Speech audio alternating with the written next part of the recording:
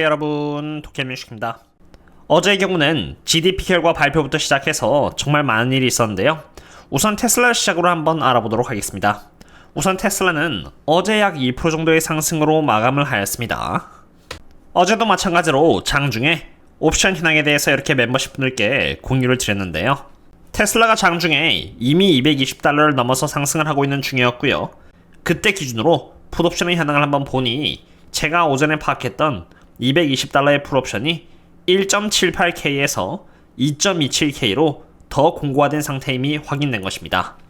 여기 이 자료는 장중에 한 게 아니라 제가 미리 어제 오전에 저희 멤버십 분들 상으로 여기 $220대의 풋옵션의 수량이 줄지 않고요, 오히려 이렇게 1.6K에서 1.78K로 더 많아졌다고 분석을 드렸는데요. 어제 오전 기준으로 여기 파란 색깔 부분인 여기 라스트 부분이 테슬라의 주가의 위치인데 $220 풋옵션 언더에 잡혀 있었는데, 그럼에도 불구하고 여기 하락 배팅하는 세력들인 풋옵션이 줄어들지 않고 $220대에서 이렇게 1.6에서 1.78K로 늘어났다는 것은 풋옵션이 수익 실현을 하는 과정에서 테슬라의 주가를 더 위로 끌어올릴 수 있다는 의미이고요. 실제로 이렇게 미리 오전에 선행 분석드린 바 있습니다. 그럼 이제 다시 돌아와서 어젯밤 기준으로 옵션 현황을 확인해보면요, 여기 1.78K에서 이렇게 2.27K로 어젯밤까지 올라갔고요. 이게 올라가면서 테슬라의 주가를 $220 위로 이렇게 끌어올리는 역할을 한 것입니다. 하지만 여기서 알아둬야 하는 것은 이렇게 풋옵션이 많으면은 지선 역할을 할 뿐이지 위로 주가를 올리는 역할은 하지 않는다는 것입니다. 어제 테슬라의 주가가 약 4% 정도까지 올라갔었는데요. 그럼에도 불구하고 이렇게 다시 하락하면서 2% 정도로 마감한 이유는 차트 관점에서도 찾아볼 수 있습니다.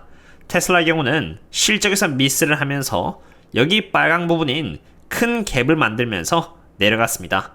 분석했을 때 당시 주가가 약 4%까지 올라갔지만 그럼에도 불구하고 미리 분석을 드린 것처럼 V자 반등이 나오기 힘들며 주가가 올라가고 있다고 해서 섣불리 대응을 하면 안 된다고 분석드린 이유는 실적 때문에 애초에 큰 갭이 뜨면서 주가가 하락을 했는데 그 갭을 채우고 벌써 V자 반등을 보여줄 정도로 테슬라에게는 아직 특별한 호재가 있지 않다는 것입니다. V자 반등을 하면서 갭을 다 채워주려면은 실적 미스를 만회해 줄 만한 그런 재료가 나오던가 아니면 다음 실적에서 그것을 만회해 줄 만한 실적으로서 보여줘야만 합니다. 그러한 근거가 없기 때문에 단번에 V자 반등을 보여주면서 갭을 채울 확률은 적으며 오히려 갭으로 진입하고자 했을 때 저항을 받으면서 주가가 하방압력을 받을 가능성이 높은 것입니다. 차트 관점에서는 테슬라는 여전히 보수적으로 봐야 하지만 수급 현황 관점에서도 아직 대응하기에는 조금 이른 상태라고 보여진다라고 여기 이렇게 분석을 드렸었는데요.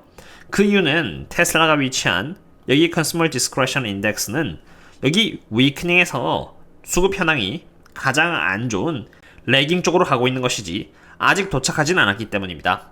실적 전에 말씀을 드렸듯이 만약 테슬라가 실적을 만족시켜준다면은 테슬라는 수급이 가장 좋은 여기 리딩 쪽으로 이렇게 유턴을 할 수 있었을 것이지만 만약 미스를 한다면은 레깅 쪽으로 할 것이다라고 분석을 드렸는데 지금 아직 가고 있기 때문에 주가의 약세는 끝났다라고 판단되지 않고요. 여기 레깅에 진입해서는 어느 정도 있어주고 천천히 여기 있다가 이렇게 위쪽인 임프루빙 쪽으로 가고자 하는 모습을 보일 때 그때가 바로 대응하기에 안전한 구간이 되지 않을까 보고 있습니다. 물론 이 지표 또한 제가 저희 멤버십 분들 상으로 하고 있는 텔레그램과 여기 네이버 프리미엄 컨텐츠에서 꾸준히 업데이트를 드리고 있고요. 테슬라가 레깅에 진입한 뒤에 점차 임프루빙 쪽으로 갈 듯한 움직임을 보인다면은 그때 또 인폼을 드리도록 하겠습니다. 그럼 이제 매크로 지표들을 보겠습니다. 어제 참고로 거시경제 데이터에 있어서 GDP 관련 지표들이 컨센 대비해서 강한 모습을 보여주었는데요. 참고로 GDP 결과가 컨센 대비해서 강하게 나오자 엔비디아를 비롯해서 많은 빅테크들의 주가들이 마이너스에서 플러스로 전환되는 모습을 제가 프리장에서 확인한 바 있습니다. 어떠한 메커니즘이 작용했는지 이해하려면 달러와 일본 엔화의 상관관계를 이해해야만 하는데요.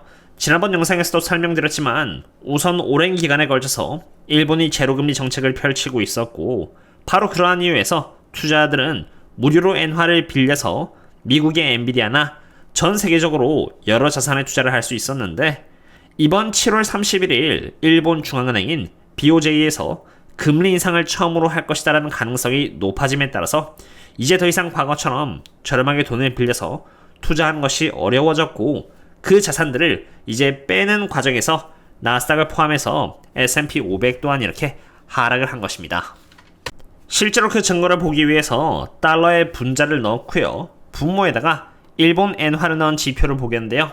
보시면 최근 들어서 가파르게 하락한 것을 볼 수 있는데 이게 하락하는 이유는 분모에 있는 일본 엔화가 강세가 됨에 따라서 하락을 한 것입니다. 일본에서 금리를 올림으로써 제로금리는 끝났다라고 예고를 하니 약해질 대로 약해졌던 엔화가 강세가 되기 시작한 것이고요. 실제로 달러뿐만이 아니라 여기 분자에 달러 외에도 파운드나 유로, 페소 아무 통화를 넣고 분모에 엔화를 넣은 차트를 보시면은 전부 이러한 패턴으로 하락했다는 것을 볼 수 있습니다.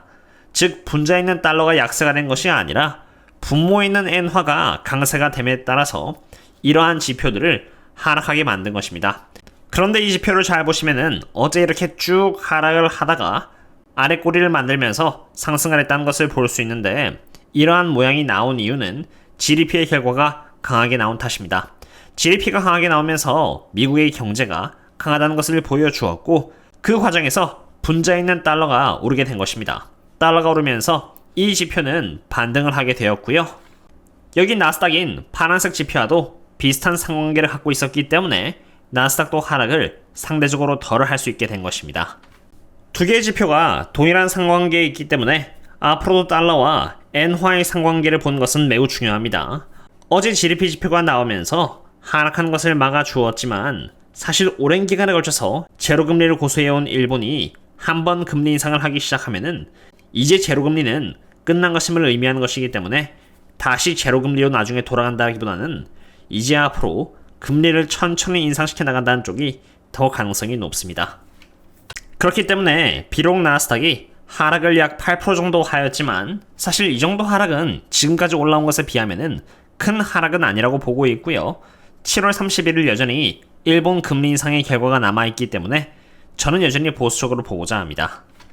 하지만 이러한 흐름 속에서도 제가 보수적으로 보지 않고 꾸준히 투자를 이어나가면서 빌드업을 하는 섹터도 있는데 그 섹터는 바로 원유 섹터입니다. 워렌 버핏 또한 마찬가지로 집중 투자하고 있는 섹터인데요. 당연히 원유 섹터에 투자하는 이유는 유가가 앞으로 올라갈 확률이 높아서이고 유가는 원유 재고량과 반비례되는 상관관계를 갖고 있는데 여기 지금 현 위치에서도 원유 재고량은 꾸준히 하락할 것으로 판단이 되기 때문입니다. 여기 빨간색 점선이 바로 2024년 기준의 원유 재고량이고요.